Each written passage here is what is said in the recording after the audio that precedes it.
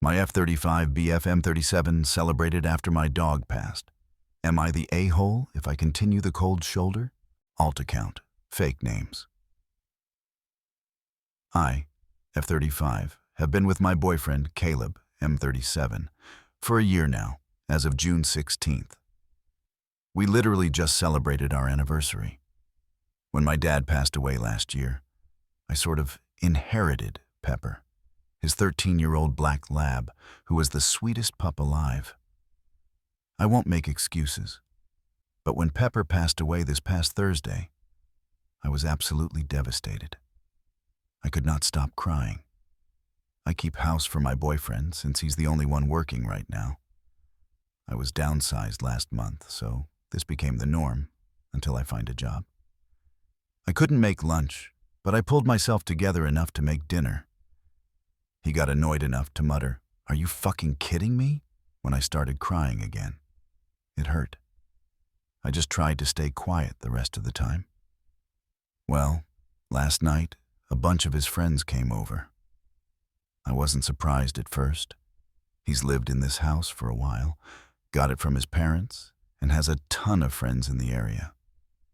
So when the first few people showed up, I didn't think much of it. But then the 4th, 5th, 10th person showed, and I was like, what is happening? I dropped into the den to check on things, and one of his friends shouted, "The guest of honor," before my boyfriend whacked his arm. I kind of laughed it off. But then one of the guys came by to offer condolences about Pepper. I asked what was going on. He looked uncomfortable and said it was a stupid joke, that it was a party to congratulate my boyfriend because we were now child-free. I asked what that meant, and he said, "Like when a kid goes to college, you're empty nesters now." I was stunned. Then I saw a makeshift card on the table that said, "Congrats, the bitch is in a ditch." My boyfriend saw me staring, grabbed it, and turned to his friend saying it was a bad joke. He tried to blame it on someone else. Everyone started mumbling. I can't even recall everything that happened next because I was so upset. I asked everyone to leave. All but one did. My boyfriend argued with me, saying it was his house and I had no right to kick out his friends or stop the party. I asked him directly, "Was this a party thrown because Pepper died?" He didn't answer, but the one friend who stayed behind confirmed that it was.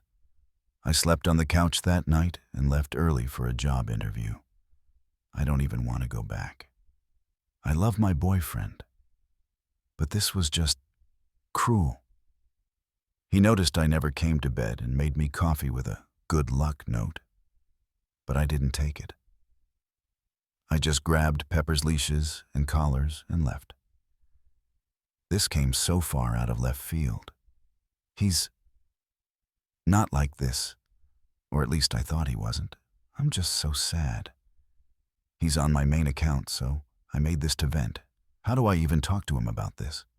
Whenever I think about it, I want to scream and tell him to shove his audacity where the sun doesn't shine. But I'm not a confrontational person.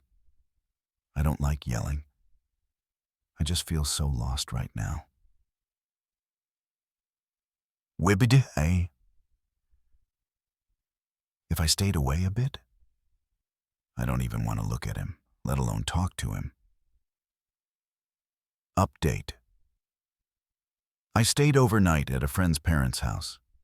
They let me use my friend's childhood room. Her mom sat with me, gave me food, water, and wine, and we got drunk. I finally felt ready to read the comments. Most were kind. Some were brutal. I cried more. I come from an emotionally abusive household, so I tend to shut down instead of reacting to emotional pain. I just needed time to think. I texted my ex that I was away, but a friend's dad would come grab my meds and essentials. I told him to let him in. I needed time away after he celebrated the death of my best friend. He FaceTimed me saying I had it wrong, that it wasn't a celebration, but a celebration of life. His friends were just trying to make him laugh, and it was a wake of sorts. What? If it was a wake, why wasn't I, her person and best friend, even told? Why didn't he explain that when I shut the party down, instead of yelling it was his house and I had no right to stop it? Make it make sense. I told him I didn't want to talk. I needed my items. He refused to let my friend's dad in, so I said fine. I'd call the police to escort me.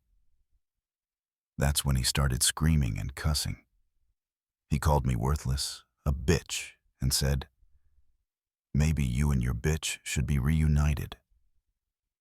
My friend's mom recorded it. I hung up crying. We later got a text from the dad saying he got what I needed. But my friend's mom warned me that my boyfriend might have tampered with my meds. So now I have to make a police report anyway, for threats. So my doctor will issue emergency replacements. My friend came with me to do that. She's amazing. We made the report, and everyone was kind. I get nervous around police because my father was abusive, but having her there helped. I had a virtual job interview for a remote position I really want. My friend's parents said I can stay until I find work, as long as I follow some reasonable house rules. Her mom is letting me help with dinner tonight. Her dad's vegan, and I actually love cooking vegan food. It feels nice to be safe. I hope I get the job soon. I don't want to take advantage of their kindness. I'm still tearful all the time, but I'm physically safe. I miss my dog. I miss the person I thought my boyfriend was. I'll break things off officially when I can handle it. Probably tomorrow. Wish me luck. Second update. I don't know how Reddit works. I had to ask my friend's younger sister for help, but here I am.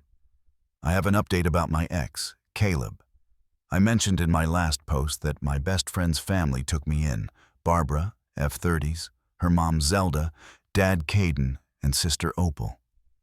They've treated me like family. Caden, who's this big gentle guy, told me the whole story about retrieving my things. When he went to Caleb's house, Caleb started threatening to call the cops. Caden said, "Go ahead." He could return with them if needed. Caleb relented, but kept acting like a jerk, rushing him, making snide comments, and then got mildly racist, mocking him with, "Hurry up, boy, there's cotton that needs picking." Caden ignored it, started recording on his phone, and caught Caleb repeating that same, "Maybe you and your bitch should be reunited" line. Caden told me he wasn't trying to upset me, just to warn me. He and Zelda even offered to help me get a lawyer and cover schooling or certifications so I can rebuild. The best revenge, he said, is a life well lived. The better revenge is a life thriving. Then Caleb's friend, Larry, sent me screenshots of Caleb asking his friends to harass me online with fake narratives that I was unstable and a gold digger.